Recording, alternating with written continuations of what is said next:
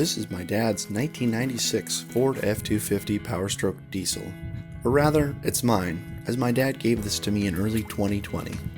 This truck has been in the family for a long time. My dad purchased this in 1999 and became the second owner.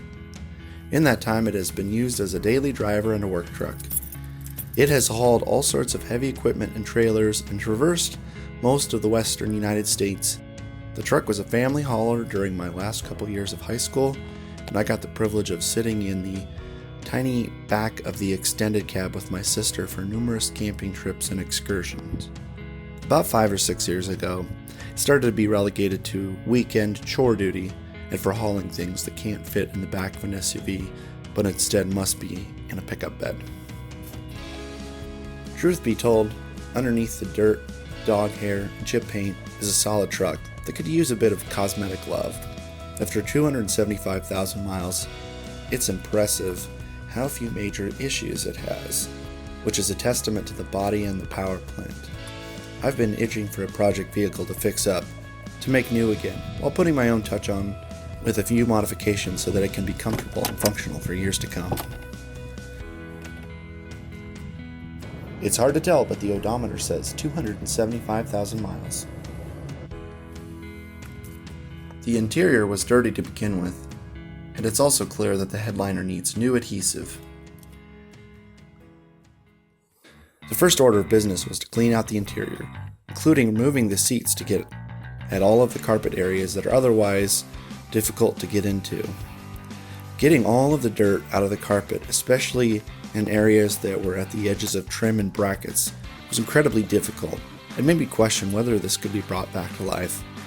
Fortunately, my dad was good about using floor mats, and there weren't any areas where the carpet was worn through or otherwise unsalvageable. The front seats themselves cleaned up fairly well. However, the driver's side especially needs to be reupholstered, or better yet, replaced with some newer seats that I will swap in the future.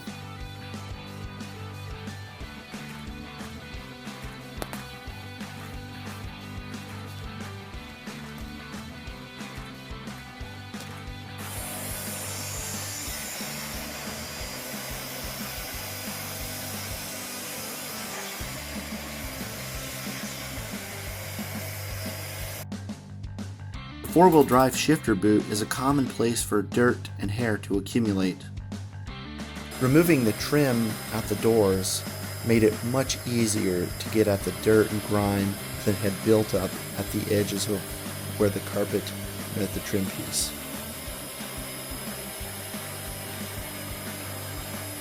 The carpet and seats look much better, though in retrospect I should have removed the carpet from the interior altogether. That way I could have used a pressure washer to spray out all of the dirt. If I do the seat swap, I will also replace the carpet. Much better now. My first major modification of the truck was to install a roll-in bed liner by Herculiner. I wanted to do this myself because I have some background in painting and because it would save me some money. I first cleaned the back of the truck with help of my girls, and got to work sanding and then priming all of the areas where the paint had been chipped. Priming the bed may not have been necessary, but I figured better safe than sorry, and it meant that I didn't have to get to putting in the roll-in bed liner right away. The bed liner texture would help hide the incredible amount of denting and unevenness caused by years of hauling heavy objects.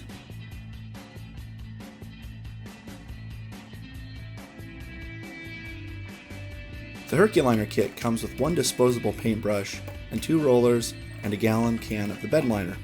They recommend buying an additional quart of bed liner if you have an 8-foot bed like I do. Based upon my experience, I would recommend buying additional disposable paintbrushes for further touch-up.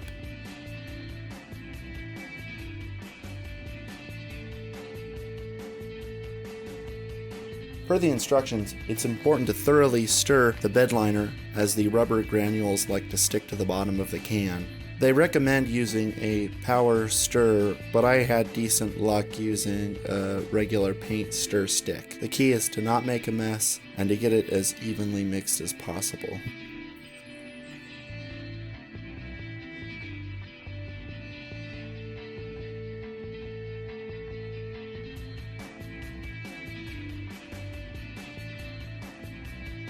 With the truck masked, it was time to get to work.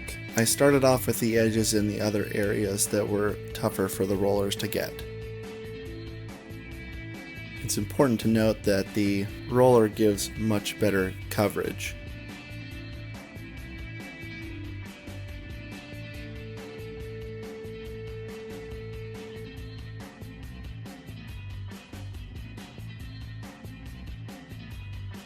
I've done some interior house painting before, and this wasn't too different from that. Unlike latex paint, this stuff is harder to get off of places where you don't want it, and requires the use of acetone or lacquer thinner to remove.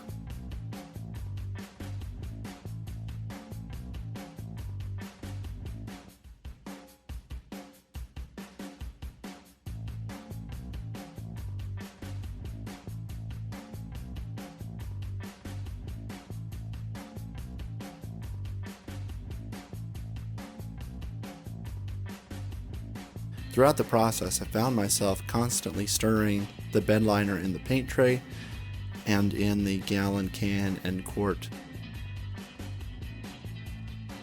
I had masked off the steel plate for the fifth wheel hitch, but decided later on to bedline that area as well.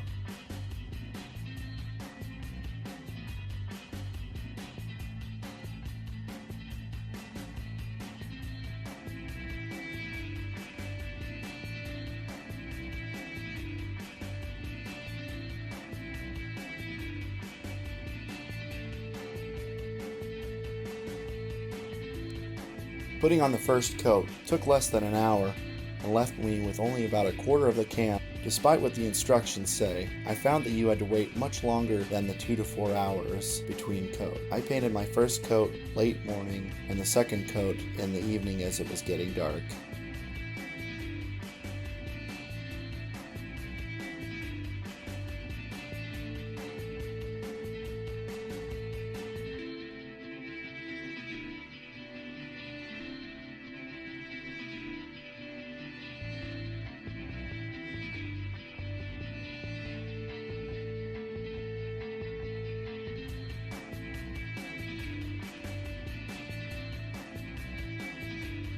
In this area in particular, the bed liner was great for filling in many of the gouges that have accumulated over the years.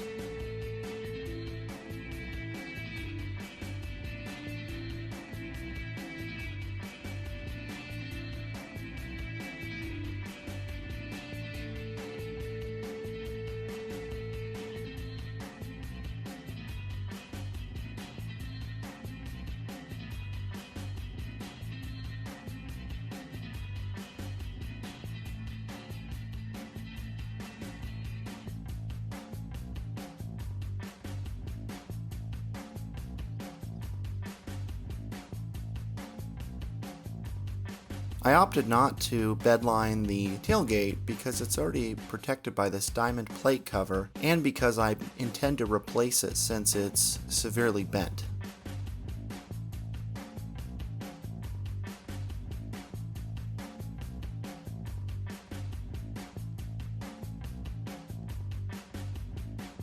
All in all, 2 coats with a roller and brush and 1 touch-up round with a brush only.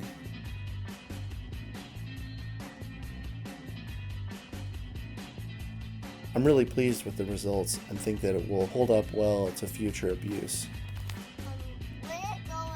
These kids are ready for the next round of modifications. Wait, guys, stop! I want to go on a real